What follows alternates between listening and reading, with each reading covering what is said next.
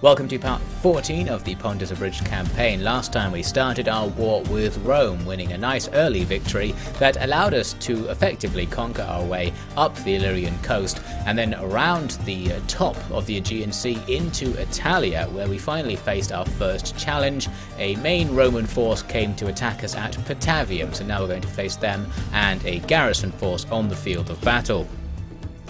The Romans have mixed their two armies together into one big formation, while I'm keeping my two armies somewhat separate. Got Mithridates 3 on the left with the lighter troops, and Mithridates 1 with our heavy pike phalanx on the right here. Archers and artillery behind, waiting to assault the enemy, and the artillery can go right ahead with that now, firing over at the enemy's positions, but since their units are kind of spread out here, it's harder to hit than normal, so we didn't do all that much damage as they made their approach.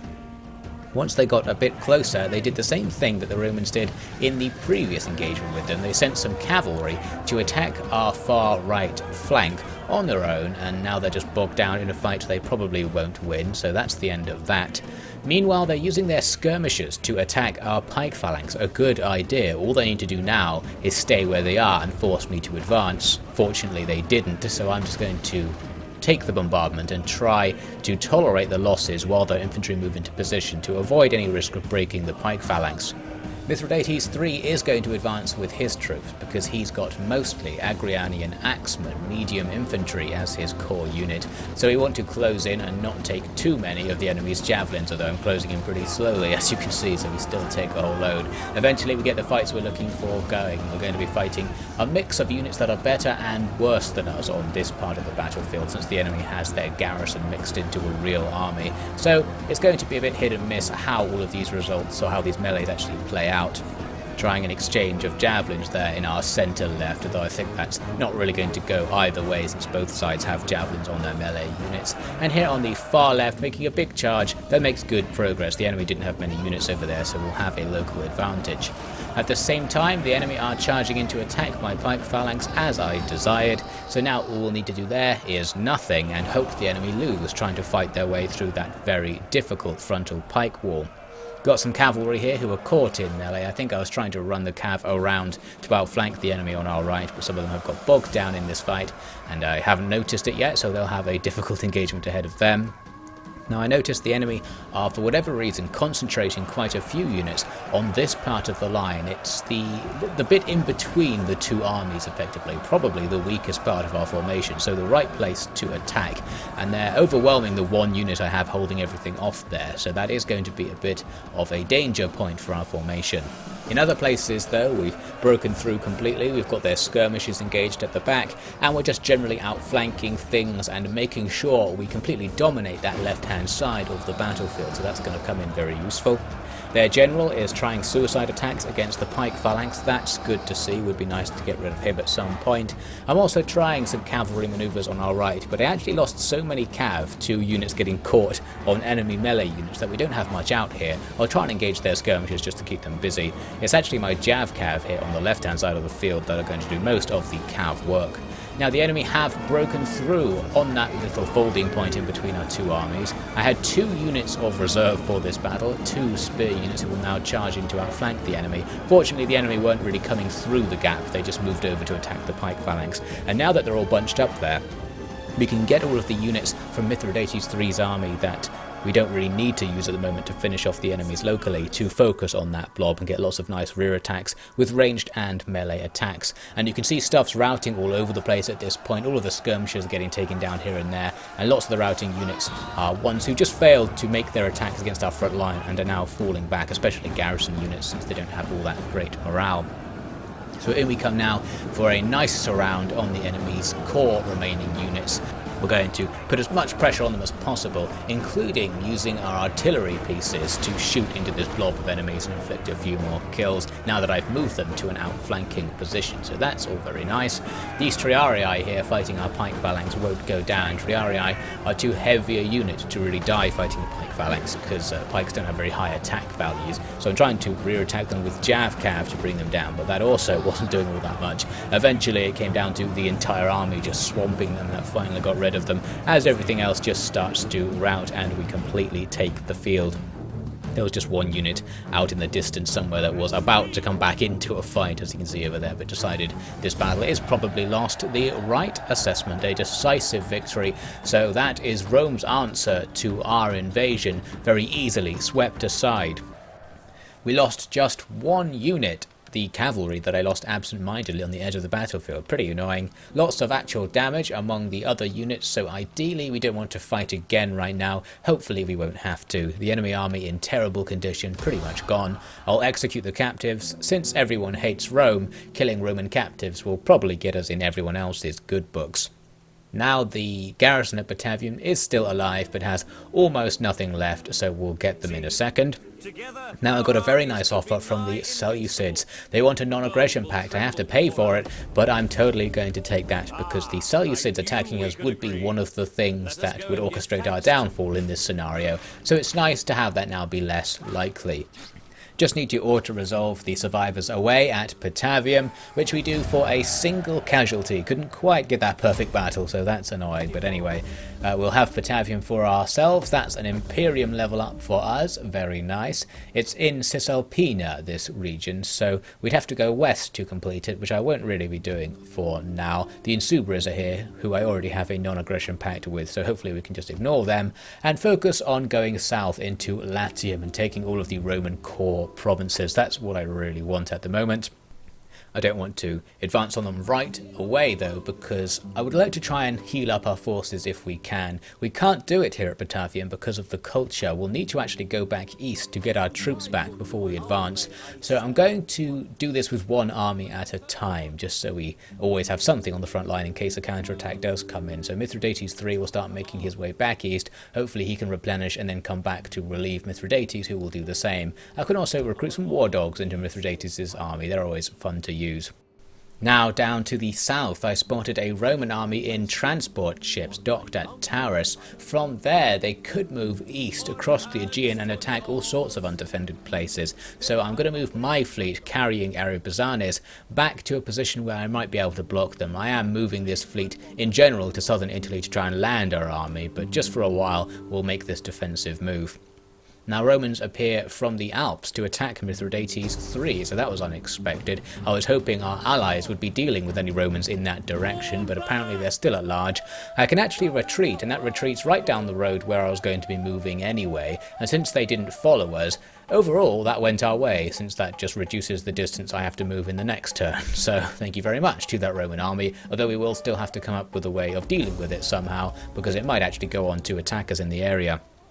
Get a nice annoying decision here where Athens, for whatever reason, decides to declare war on the Ptolemaic Empire. A terrible decision from them. Perhaps they hoped I would join them and make that war not so one-sided, but I'm not going to. So that's the end of that. It means I'm no longer allied to Athens or the Ptolemaic Empire, which is a little bit annoying. So overall, a bad deal for everyone involved. Got a nice deal there with the Insubres, where I fleeced them in order to get trade and a defensive alliance. Since I wasn't going to attack them anyway, that suits me just fine. And we've also now completed our mission to have one region in 11 provinces that I was going for, so that's good news. More good news here, we finally got our next reforms, our final reforms that allow us to recruit the really good units like legionaries, so hopefully we'll make some use of those soon. The next mission is to subjugate or conquer 13 different factions or something like that. I'm going to be ignoring the missions now and just going after Rome. That's my mission for this campaign. The new bonus objectives we get all seem to revolve around attacking the Ptolemaic Empire, which I've said a few times before I certainly don't want to do for this campaign. One of them was just to go to war with them and attack them. Another was to take territories that require us to be at war with the Ptolemaic Empire. The other one was effectively to go take somewhere up in Scythia, right on the opposite end of our territory, so we're not going to be doing that. So my end game objective for this campaign is going to be to conquer Rome and then sit triumphantly in Italia, having destroyed them, presuming that no one else actually comes in to declare war on us to try and stop us in the meantime. That is, we'll have to see what happens. I can now start upgrading some of my troops to the new reformed versions, which are effectively the same for pikemen, perhaps just a tiny bit better stat-wise. Now for Mithridates III, I'm going to continue withdrawing. I'm going to ignore that Roman army. We'll just see what it does. I want to try and get back to a replenishment zone, as I said. Now back to the port standoff, I noticed an interesting development. The enemy didn't move out, but they did hire an admiral outside of the port, perhaps suggesting they want to build up ships to escort their transports. But what this means is we can attack that admiral and it will draw out the transport ships in the port into a naval battle. If we went to just attack the port, for example, the ships would likely land and then we'd have to fight them on land. But with this setup, we can fight all the transports at sea, where we'll have a nice advantage over them. So this seems like a chance to take out this army to make our attack on southern Italy go that much better. We will have to take out a few actual naval units and rely on our own navy being able to do it and keep our own transports safe, but altogether I liked the opportunity here. The balance bar was really far in our favour, but the auto-resolve was so bad that I did it myself to avoid casualties and because it would be nice to have a naval battle in this series, I thought. To start things off, the enemy just have their one ship on the sea there, sitting in the middle of the map, and their reinforcements came on from the southern side of the map, which I didn't expect. I would have expected the west, given the campaign setup, but anyway. I'm going to send out Mithridates II with his ship to go and lock down the enemy's admiral in the middle, while the rest of my fleet is going to try and rush against the enemy transports, although I could only do it with half of my ships because the enemy came from an unexpected direction. All we need to do is ram ships to sink them, and transports are very easy to sink by using ramming attacks. However, with all of their ships all grouped together, we're going to be subject to a lot of return fire because all of their land units who have javelins can attack us, and we're taking quite a few javelins, as you can see, really damaging the crews on these few ships that I have attacking them. Still, we'll do our best, and we can actually wipe out a few units very easily early on by just hitting the edges of this big blob of enemy ships. And sometimes you can down an enemy ship with a single ram, sometimes you have to bounce off and go in for a second ram to finish them off, but either way, it's going to do the job. And actually in that case we didn't ram them at all and the enemy ship just sank because of the idea of being rammed, so that was nice.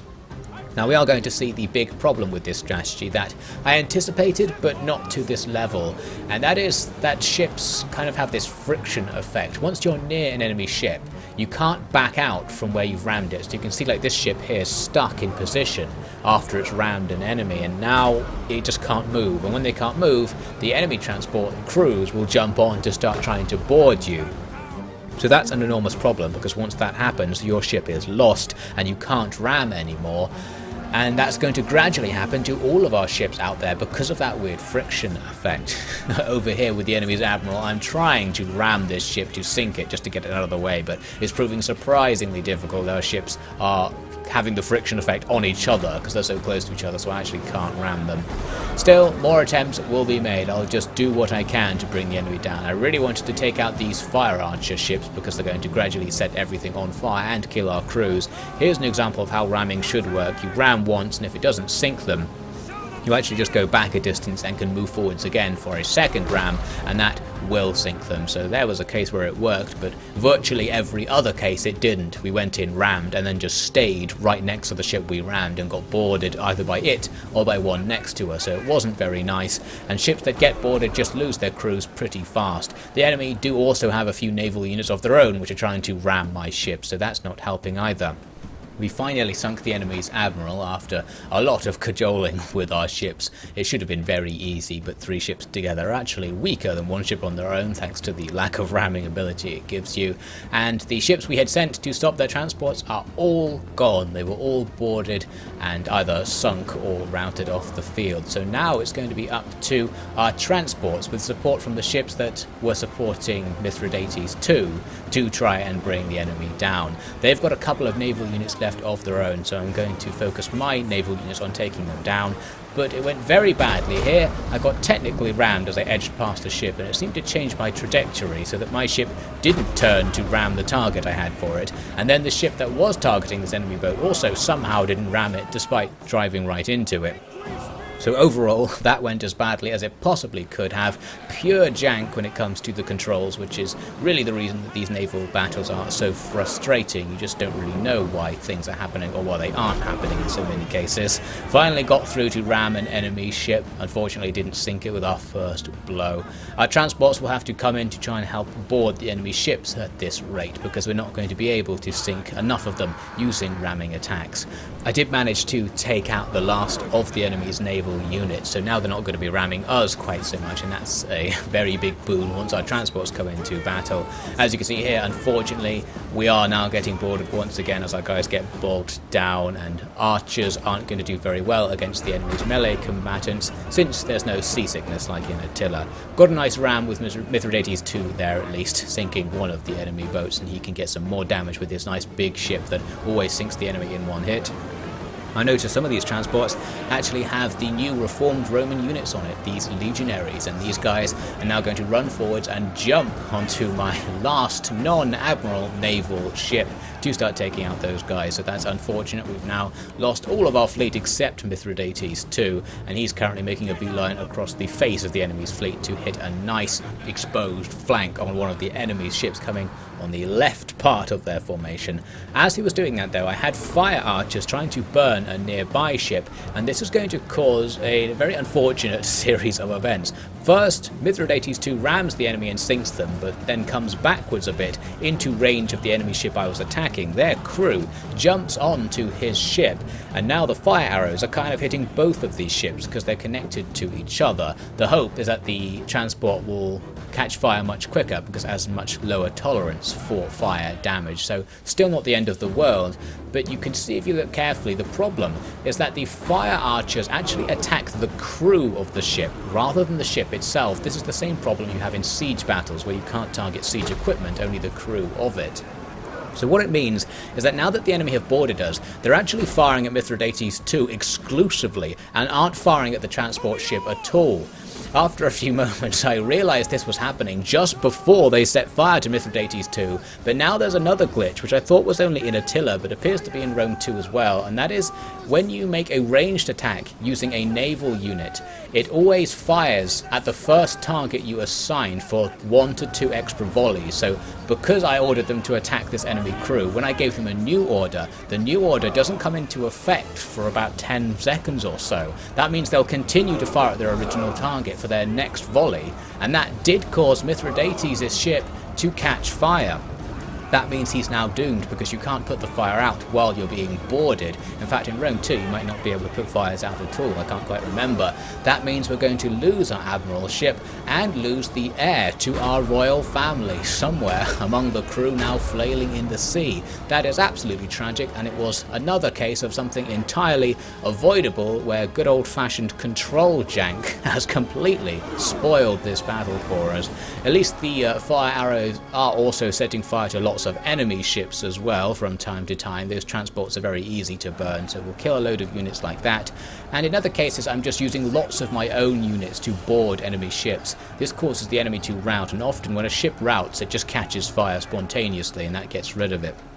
So that's going to be a nice way for us to finish off the enemy fleet and kill some very high value units. Like here we've got some legionaries whose ship slowly sinks due to fire damage, and they're now just going to swim for it. Not going to work for them. So we're killing much more higher value targets than we're losing, but the loss of Mithridates has really annoyed me in this fight.